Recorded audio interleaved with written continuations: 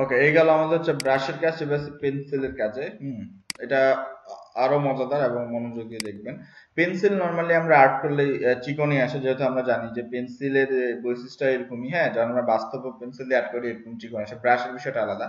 তো এটা জাস্ট চিকন আসলেও আপনি স্ট্রোক দিয়ে তো এটাকে মোটা করতেই পারবেন সিম্পলি, কিন্তু পেন্সিলের কিছু বৈশিষ্ট্য আছে। পেন্সিল দিয়ে আপনি স্মুথলি আর্টের ক্ষেত্রেও কিছু সতর্কতা অবলম্বন করতে লাগবে। যেরকম এই যে চুপ এরকম হয়ে যায়, দেখেন এই কর্নারটা দেখেন, ব্রাশ দিয়ে আর্ট করলে কিন্তু আপনি এই জিনিসটা পাবেন না। পেন্সিলে কি হচ্ছে, এটা চলে আসছে, কোনা হয়ে গেছে আর্টের মধ্যে, ঠিক আছে? তো এই জিনিসটাকে আমরা স্মুথ করতে পারি। যেমন পেন্সিলে আর্ট করার সময় নর্মালি আমাদের এই সমস্যাটা হয়, সেটা হচ্ছে এই ধরেন আমরা আর্ট করলাম, আচ্ছা স্ট্রোকটা একটু কমায় নেই, এই প্রবলেমটা হয়ে থাকে, ঠিক আছে? এই যে মানে একদম ধার যেই হয়ে গেছে। হুম তো এই জিনিসটাকে ঠিক করার জন্য পেন্সিল টুলের নিচে একটা টুল আছে, স্মুথ টুল। স্মুথ টুলটা কি করে অ্যাকচুয়ালি, আপনার নর্মালি এই ধরনের জায়গাগুলোকে স্মুথ করে দেয়, রাউন্ড করে দেয়। এখানে আপনি জাস্ট এভাবে ক্লিক করবেন, কি হবে, এটাকে রাউন্ড করে দেবে। এই যে ভিতরের দিক ক্লিক করেন, এই যে দেখেন রাউন্ড করে দেবে। জি, বুঝতে পারছেন? মানে জাস্ট পয়েন্ট গুলোতে ক্লিক করতে লাগবে, ক্লিক করতে করতে উপর থেকে আপনাকে এটা স্মুথলি করে দিবে। তো এটা যে কোনো জায়গায় যেখানে আপনার কর্নার টাইপ আছে, ওটা এটাকে স্মুথ স্মুথ করে দিতে হেল্প করে এই টুলটা, ঠিক আছে? ধরেন আপনি এটাই অ্যাড করলেন, হ্যাঁ, তো এটা তো আপনার স্মুথ করলে ভালো দেখাবে না, তাও আমরা একটু এক্সপেরিমেন্ট করি যে যেটা কোনা কোনা আছে স্টারের, এটাকে যদি আপনি ইয়ে করেন, এই যে দেখেন ভিতরের দিক সে আপনাকে রাউন্ড শেপ করে দিবে। এই যে দেখেন খুব একটা বেশি হচ্ছে না এই ক্ষেত্রে, জুম করি, এই যে মানে যে কোনো কিছু ধারালা ইয়েকে সে রাউন্ড করে দিতে পারবে। এটা হলো এটার বৈশিষ্ট্য, এটাকে বলা হচ্ছে স্মুথ টুল। অর্থাৎ যে কোনো জায়গায় যদি আমাদের এরকম পেন্সিল টুল দিয়ে আর্ট করতে যায়, এই অপশনটা হয়, তাহলে আমরা এটাকে স্মুথলি করে নিতে পারি। বা ডিজাইনের ক্ষেত্রেও ইউজ হয়, ঠিক আছে? এই যে যে জায়গাটায় মনে হবে যে ধার আছে, ওই জায়গাটাকে আমরা স্মুথ করে দিতে পারবো, এই যে, ঠিক আছে?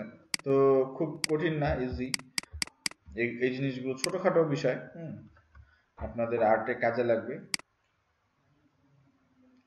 তো নর্মালি তো আপনার অন্য ব্রাশ দিয়ে করলে বা কিছু দিয়ে করলে এরকম আসে না, কর্নার গুলো মোটামুটি রাউন্ড আসে।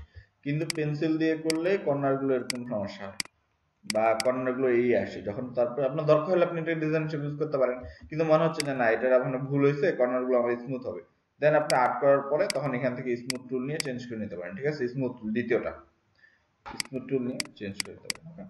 Okay? এইবার আসি সবচেয়ে গুরুত্বপূর্ণ জিনিস হলো ইরেজ করা, ইরেজার, পাথ ইরেজার টুল। তৃতীয় নম্বর যে টুলটা পাথ ইরেজার, সেটা কিভাবে কাজ করে একটু দেখি। এটা পাথকে ইরেজ করে, অর্থাৎ পাথ কিসে কিসে আমরা তাহলে পাই, আমরা ব্রাশে পাথ পাই, তো ব্রাশ দিয়ে আমরা একটা পাথ আর্ট করলাম। এরপরে এটাকে আমরা এখন ইরেজ করব।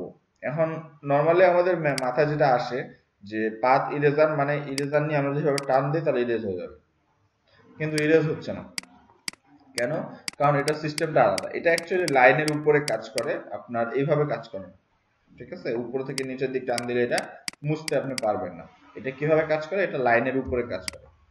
তো লাইনের উপরে বলতে আমি জুম করলাম, সাপোজ এই জায়গাটুকু আমি মুছবো, হ্যাঁ, তখন আমি যদি উপর থেকে নিচের দিক টান দিই, এটা কিন্তু মুছবে না। এটা কিভাবে মুছে, লাইনের উপরে আপনি যদি এখান থেকে এখানে টান দেন, তাহলে এটুকু যে আসে মুছে দিবে।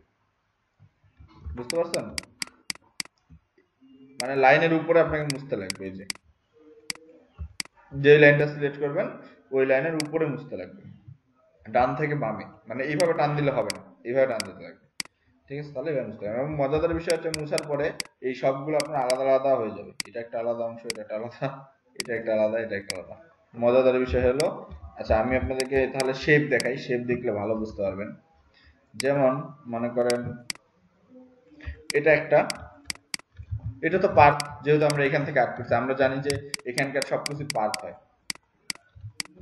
এই জায়গার মধ্যে যা আর্ট করি সবই আমাদের পাথ, এই সবগুলো লাইন ও পাথ, ঠিক আছে? তো এখান থেকে আমরা পাথ ইরেজার নিয়ে সিলেক্ট কিন্তু থাকতে লাগবে, প্রথমে আপনার যে অবজেক্ট আপনি রিমুভ করবেন ওটা সিলেক্ট থাকতে লাগবে। তারপর পাথ ইরেজার মানে এখান থেকে পাথ ইরেজার নিয়ে এইভাবে লাইনের উপর ক্লিক করেন, এই যে দেখেন আলাদা হয়ে গেছে। এখানে ক্লিক করেন, এই যে আলাদা হয়ে গেছে। মজার বিষয় হচ্ছে এখানেও আমি কাটলাম, এখানেও কাটলাম, কাটার পরে এই দুইটা অবজেক্ট এখন আলাদা আলাদা। এটা একটা আলাদা অবজেক্ট, এটা একটা আলাদা অবজেক্ট। সুন্দর না?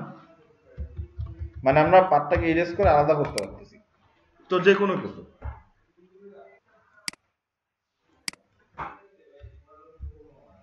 কোনটাকে?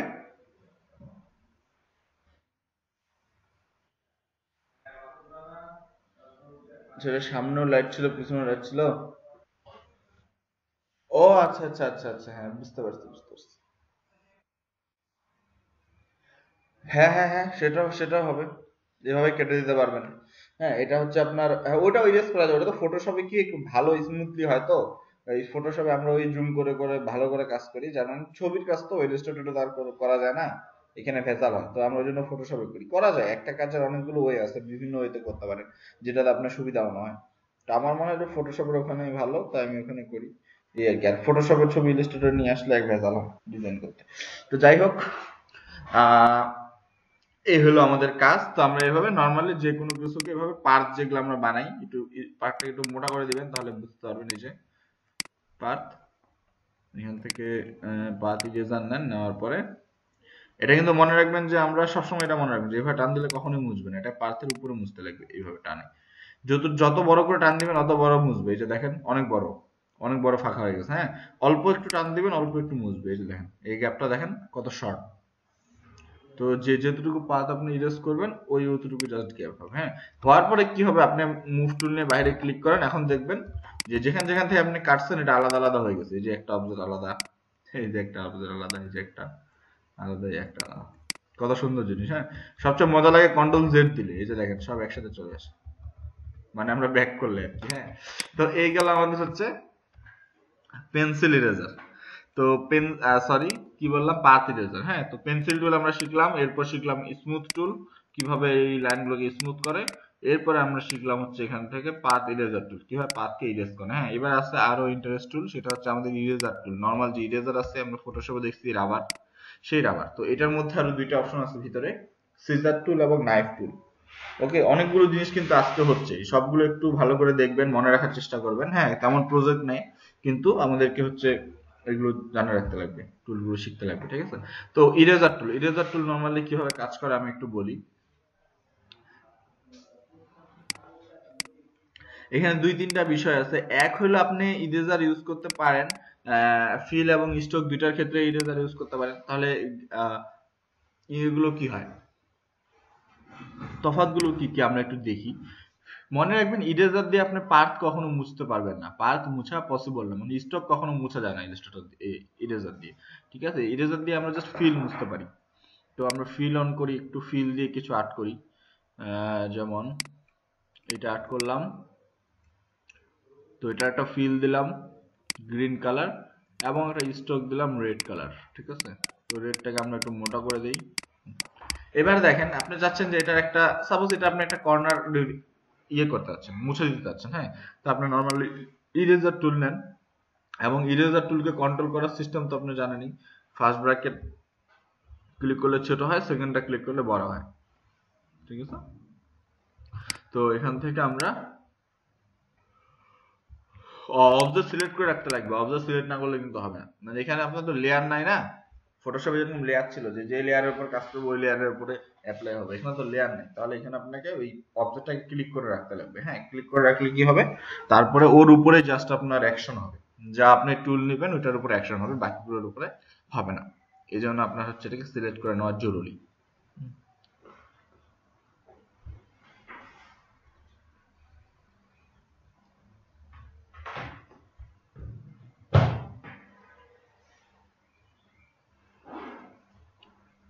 তো এখানে দেখেন ইরেজার নেন, নেওয়ার পরে এই যে সাপোজ এখান থেকে মুছলাম। ঠিক আছে, তো নর্মালি আপনার প্রথমে মনে হবে যে রাবারের মতো মুছে যাচ্ছে। ঠিক আছে, যেরকম আমরা রাবার দিয়ে মুছছি, ফটোশপ ওভাবে মুছে যাচ্ছে। কিন্তু যখন মাউস পয়েন্টার রিলিজ করবেন তখন এরকম হয়ে যাবে। মানে বুঝলেন কিছু, যে ফিলটা মুছলো কিন্তু স্টক কিন্তু সে তার বর্ডার দিয়ে আবার নিয়ে নিছে। স্টক এখানে মুছা পসিবল না, আপনি যেখান থেকে মুছেন সাইড সাইড যেখান থেকে, স্টক মুছবে না। মানে জাস্ট ফিলটা মুছবে, স্টক সে মাঝখানে নিয়ে নিবে। আপনি মাঝখান থেকে মুছেন তাও কি হবে, সে স্টক নিয়ে নিবে। মানে যা স্টক আছে স্টক সে এখানে মুছতে পারে না, বিষয়টা রাবারের মতো কিছুটা। মানে আপনি যাই ক্রিয়েট করেন, এই সাপোজ এটা বানাইলেন, তো এখান থেকে আমি চাচ্ছি একটা কর্নার মুছবো। তো সিম্পলি আমরা ইরেজার নিয়ে একটা কর্নারকে মুছে দিলাম, কিন্তু সে ওই যেতটুকু মুছছেন অতটুকু সে আবার এখান থেকে এই পর্যন্ত স্টক অ্যাড করে নেবে। সাপোজ এখান থেকে এতটুকু মুছলেন, তাহলে কি হলো, এখান থেকে আবার সেই স্টকটা নিয়ে নেবে। মানে স্টকটা আপনি মুছতে পারবেন না কোনোভাবে, স্টকের উপর ক্লিক করেন, ওই জাস্ট ফিলটা মুছবে কিন্তু স্টকও নিয়ে নিবে, যে পাশ থেকে নেন স্টকে যায়। ঠিক আছে, বুঝতে পারছেন? মানে স্টক মোছা পসিবল না। তাহলে এবার আসি, যদি আমরা স্টক নাই মুছলাম, যদি আমরা যদি আমরা এই পাশ থেকে এপার ওপার করে দিই তাহলে কি হবে? মনে করলেন আমরা এই পাশ থেকে টানে দুই ভাগ এভাবে করলাম, মুছে দিলাম, তাও ওই বর্ডার দিয়ে সে বর্ডার নিয়ে নিবে। ঠিক আছে, এটা আপনার এখানে ইরেজ করে দুইটা ভাগ করে দেবে। মজাদার বিষয় হচ্ছে এটারও দুইটা ভাগ হয়ে গেছে, যখন আপনি মাঝখান দিয়ে করবেন এটা একটা অবজেক্ট, এটা একটা অবজেক্ট হয়ে গেছে। ঠিক আছে, তাহলে যখন আমরা মাঝখান দিয়ে ইয়ে করে দিই, যে এরকম তো আমরা নর্মালি এরকম করতেছি, বর্ডারটা হচ্ছে ক্লিপ করে নিচ্ছে সে। ঠিক আছে, যখন আমরা একদম উপরে পাশ থেকে পাশে দিলাম তখনও ঠিক সেম, এটা একটা আলাদা অবজেক্ট, এটা আলাদা অবজেক্ট। তাহলে এটা দিয়ে আপনি যে কোনো অবজেক্টকে ভাগ করে ফেলতে পারেন, দুই ভাগ, এনিথিং। হ্যাঁ, কোনো অবজেক্টকে আপনি ভাগ করে ফেলতে পারেন। ধরেন ইরেজার নিলেন, ছোট করে নেন, সুন্দর লাগবে দেখতে। হ্যাঁ, এখান থেকে মাঝখান বরাবর মুছে দেন, দুইটা আলাদা অবজেক্ট হয়ে যাবে, এটা একটা আলাদা, এটা একটা আলাদা। মজাদার না কাজগুলা? এখানে স্মুথলি অনেক কিছু হয়।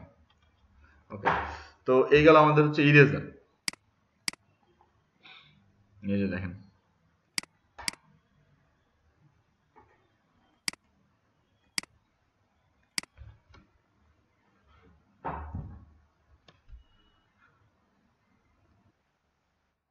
হ্যাঁ এটা আমি বলতে চাচ্ছিলাম, আচ্ছা আপনারা সুন্দর করে আপ করতে পারবেন। ওকে,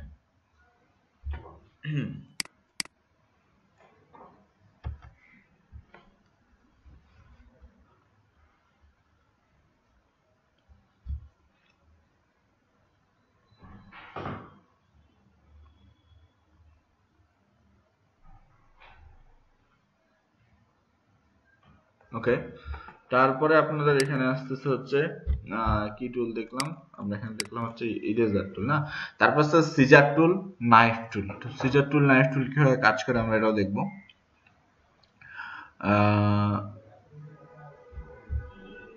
ওকে, সিজার টুল নেই, নিয়ে একটা অবজেক্ট নেই,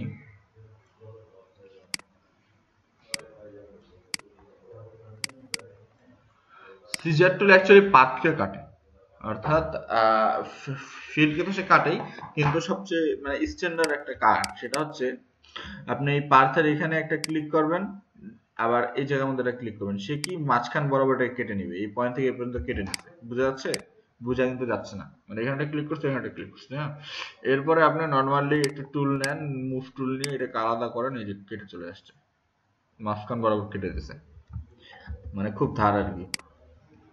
বিষয়টা এরকম। কি করলাম আমরা অবজেক্টের, থ্যাংক ইউ, আমরা কি করলাম অবজেক্টের ধরেন এই কোণাটা কাটবো, ঠিক আছে, এখান থেকে এই পর্যন্ত এটা কেটে দেবো। তাহলে আমরা কি করলাম, প্রথমে সিলেক্ট করবেন, সিলেক্ট করে সিজার টুল নেবেন, নেওয়ার পর জাস্ট মনে রাখবেন এটা কিন্তু ফিলের উপর ইউজ হয় না, আপনি অন্য জায়গায় ক্লিক করলে এরকম এই যে মেসেজ দেখাবে, এরর মেসেজ দেখাবে, বাইরের কোনো জায়গায় ক্লিক করলে এরর মেসেজ দেখাবে। ঠিক আছে, তাহলে ক্লিক করতে লাগবে জাস্ট পার্থের উপর।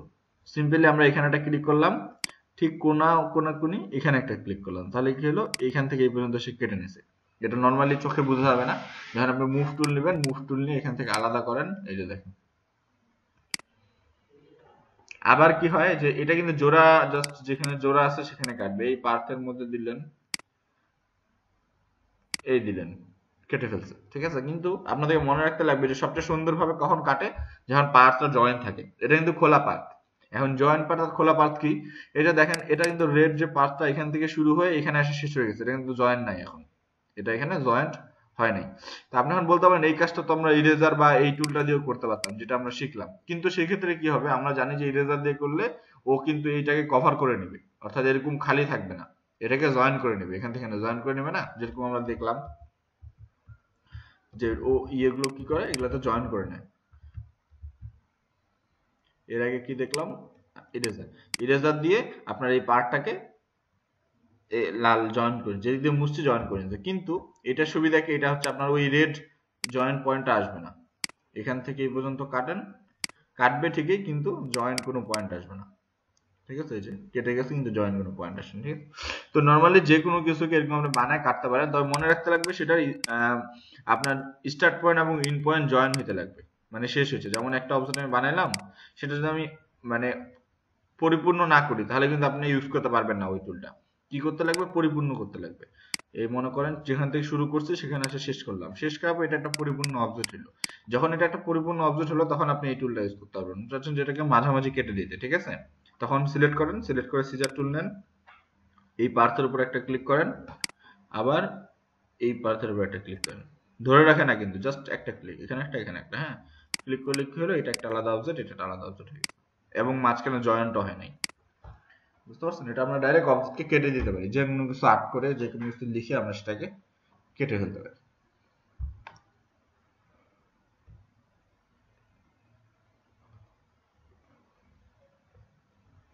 তো এটা গেল আমাদের হচ্ছে সিজার টুল।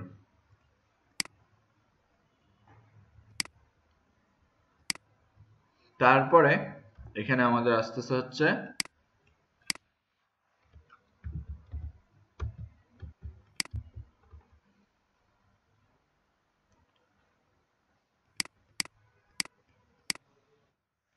ওয়ালাইকুম সালাম।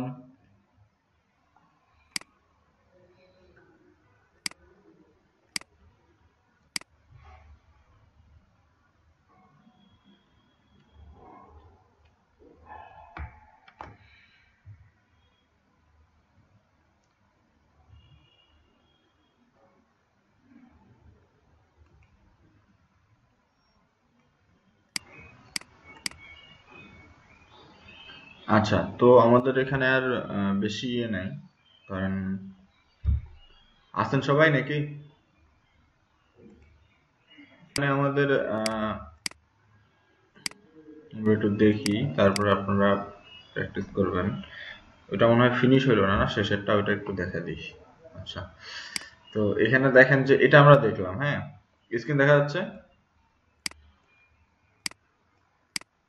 ওকে, তো এটা আমরা দেখলাম সিম্পলি, আমরা এটা সিজার টুলের এটা মানে মূল পয়েন্টটা তো বুঝতে পারছেন, যে কোনো যেটা হচ্ছে শেপ আপনার কমপ্লিট করা, কমপ্লিট করা শেপের মধ্যে আমরা হচ্ছে জাস্ট ভাগ করতে পারি, যে কোনো অ্যাঙ্গেল থেকে যে কোনো অ্যাঙ্গেল আমরা এটাকে কাটতে পারি, ঠিক আছে। এটা হলো আমাদের নর্মাল একটা গেল।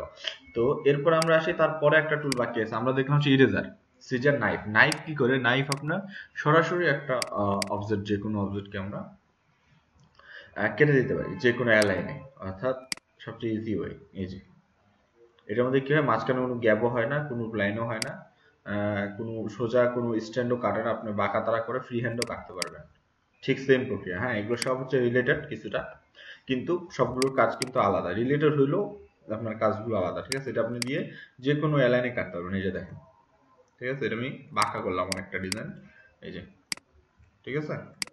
তাহলে